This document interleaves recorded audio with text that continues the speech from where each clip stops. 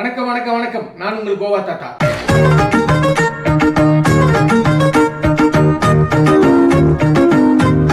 கோவா தாத்தா டைரியில் இன்னைக்கு என்ன பார்க்க போறோம்னா ரியாக்ஷன் தாங்க. ரியாக்ஷன் என்ன படத்துக்கு? கால்பால்.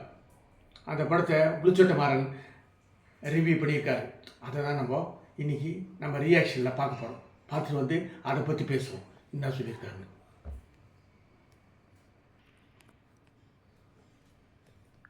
தமிழாக்கி ஸ்டார்ட். இன்னைக்கு நம்ம திருமணத்தில் இயக்குனர் பி.வி. சங்கர் இயக்கத்தில் வந்து கல்வன் படத்தை பற்றி பார்க்கணும். இந்த படத்துடைய கதையை பற்றி பார்த்தோம்னா, படத்துடைய ஹீரோ அவர் ஒரு அனாதை, சின்ன சின்னதாக திருட்டு வேலை பண்ணி பொழைச்சிட்டு இருக்காரு. இப்போது ஹீரோயினை பார்க்குறாரு. ஹீரோயின் வந்து ஒரு நர்சிங் காலேஜில் படிச்சுட்டு இருக்காங்க. பார்த்த உடனே லவ் பண்ணுறாரு. ஆனால் இவர் ஒரு திருட்டு வேலை இருக்கிறதுனால அந்த அம்மா லவ் பண்ண மாட்டாரு. அப்புறமா பார்த்தா அந்த அம்மாவுக்கு வந்து ஒரு அனாத ஆசிரமத்தில் இருக்கிற ஒரு தாத்தா மேலே ரொம்ப பிரியம் இருக்கு. அதை தெரிஞ்சுக்கிற ஹீரோ அந்த தாத்தாவை தத்தெடுத்து கூப்பிட்டு வர்றாரு. அதனாலேயே அந்த ஹீரோயினுக்கு இவரை பிடிக்க ஆரம்பிக்குது. அதுக்கப்புறம் என்னாச்சு கதை அப்படிங்கிறது கதை கிடையாது.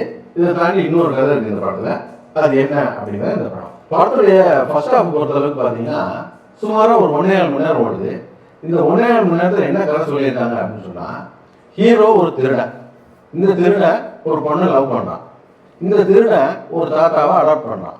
இதை 1.5 மணி நேரத்தில் எடுத்து வச்சுருக்காங்க.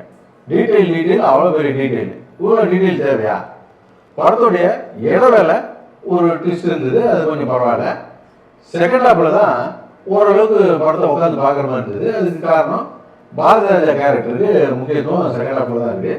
அதை கொஞ்சம் உட்காந்து பார்க்குற மாதிரி இருந்தது. இந்த படத்தில் 2 கதை இருக்குது. ஒன்று ஹீரோயினை லவ் பண்ணுறது, இன்னொன்று ஹீரோ வந்து ஒரு தாத்தாவை அடாப்ட் பண்ணான்றது. ஹீரோயினை லவ் பண்ணுறதுக்காக ஒரு தாத்தாவை அடாப்ட் பண்ணாரு. அதுக்கப்புறம் என்னாச்சு இந்த லவ் அப்படின்னு சொல்லிட்டு ஒரு கதையாக பண்ணியிருந்தா, அதை கொஞ்சம் சீரியஸாக காமெடிலாம் வச்சு பண்ணியிருந்தா அது ஒரு நல்ல படமாக வந்திருக்க வாய்ப்பு இருக்குது. அல்லது இந்த ஹீரோவுக்கும் தாத்தாவுக்கும் ஒத்து வராத ஒரு ஆட்கள் வந்து இவங்களுக்குள்ளே எப்படி வந்து அந்த பாண்டிங் ஏற்பட்டுச்சு அப்படிங்கிறதே ஒரு முழு கதையாக பண்ணியிருந்தா கூட, அதை சீரியஸாக பண்ணியிருந்தாலும் அது ஒரு ரசிக்க முடியாத படமாக வந்திருக்கும்.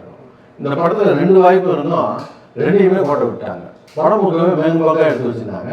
அது மட்டும் இல்லாமல் இந்த படத்துடைய விளம்பரத்தில், அதாவது போஸ்டரில் ட்ரைலர்லாம் பார்த்தீங்கன்னா, இது முழுக்க மிருகங்களாக சம்மந்தப்பட்ட படம்ன்ற மாதிரியும், இது குழந்தைங்களுக்கு பிடிக்குன்ற மாதிரியும் நம்ம நினைக்கிற மாதிரி விளம்பரம் பண்ணியிருந்தாங்க. ஆனால் அந்த படத்தை போய் பார்த்தா படத்தில் எங்கேயோ ஒரு இடத்துல தான் மிருகங்கள் வருது. படமே ஒரு மெச்சூரான படமாக இருக்குது, குழந்தைகளுக்கான படமாகவும் இல்லை. மொத்தத்தில் இந்த படம் எப்படி இருக்குது அப்படின்னு கேட்டிங்கன்னா, நாங்கள் ஏற்கனவே சொன்ன மாதிரி இந்த படத்தை காப்பாற்ற வாய்ப்புகள் இருந்தும் அதை நழுவி விட்டாங்க அப்படின்னு தான் சொல்லணும். அது மட்டும் இல்லாமல் இந்த ஜிவி பிரகாஷ் பார்த்தீங்கன்னா ஒரு வெள்ளிக்கிழமை ஹீரோ ஆகிட்டார். வாரம் வெள்ளிக்கிழமை வருதோ இல்லையோ ஜிவி பிரகாஷ் படம் ஒன்று வந்துடுது. போன வாரம் கூட ரெபல் அப்படின்னு ஒரு படம் வந்துச்சு. இந்த வாரம் இந்த படம் வந்துருக்குது. அடுத்த வாரம் டியர் அப்படின்னு ஒரு படம் வருது. அதுக்கு அடுத்த வாரம் கிங்ஸ்டன் அப்படின்னு ஒரு படம் வருது. போகிற போக பார்த்தா எலெக்ஷன் வரைக்கும் தமிழ் சினிமாவை ஜிவி பிரகாஷ் தான் காப்பாற்றாமல் இருக்கு. எலெக்ஷனுக்கு பிறகு யார் காப்பாற்றுவாங்க அப்படின்னு பார்க்குறீங்களா? எலெக்ஷன் ரிசல்ட் மட்டும் போன வேண்டிய மாதிரி தப்பாக வந்துச்சு. நானே அவனு காப்பாற்ற முடியாது. இதில் இருக்க தமிழ் சினிமாவை காப்பாற்றுறாங்க. இப்போது ப்ளூ சட்டை மாறன் ரிவ்யூ பார்த்தாச்சு. அதில் வந்து கதையை பற்றி அந்த படத்தை பற்றி அவருடைய விருப்பத்தை சொல்லியிருக்காரு. சரி, பரவாயில்ல. ஆனால் எனக்கு அந்த படம் நல்லா இருக்க மாதிரி தான் எனக்கு தோணுது. இதில் ரிவ்யூவில் எனக்கு பிடிச்சமானது, ரொம்ப பிடிச்சது, நான் ரொம்ப ரசித்தது, அது என்னடான்னா, இந்த நாட்டை யாராலையும் காப்பாற்ற முடியாதுன்னு ஒரு டைலாக் போட்டா இருப்பாங்க. அதுதாங்க அரசியல். ஒரு சின்ன பிட்டை ஒன்று போட்டிருக்காரு பாருங்க. அது ரொம்ப பிடிச்சிருக்கு. அதாவது எப்படி எந்த அளவுக்கு சொல்ல முடியுமோ தெரியல. ஃபர்ஸ்ட் கிளாஸ், பிரமாதம், ரொம்ப நல்லா இருக்கு. எனக்கு இந்த ரிவ்யூலே பிடிச்ச ஹார்ட் பீஸ் இதுதாங்க. சரி, நம்ம மீண்டும் ஒரு அடுத்த வீடியோவில் நம்ம பார்ப்போம். அது வரைக்கும் உங்களுக்கு விடைபெறுவது உங்கள் கோவா தாத்தா.